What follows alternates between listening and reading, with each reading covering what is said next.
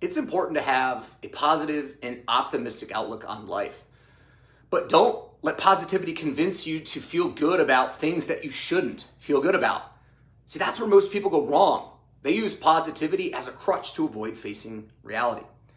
When positivity starts replacing the truth of your current situation, it becomes toxic. It makes you feel comfortable with mediocrity. And I can tell you, that's a dangerous place to be. Because here's the truth. You can't feel good about your body if you don't take care of it. You can't feel good about your career if you're not executing at a high level. And I can promise you this as well. You can't feel good about your relationships if you treat people like garbage.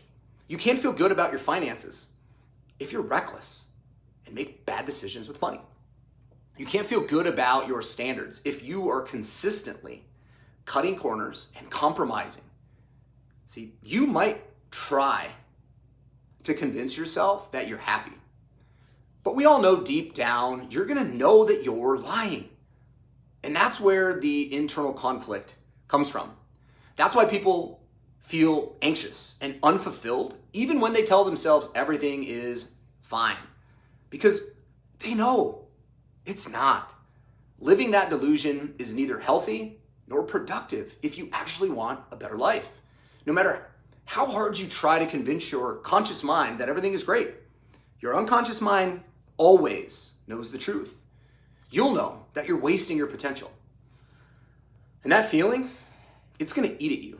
So stop lying to yourself. Quit using positivity as an excuse for not showing up.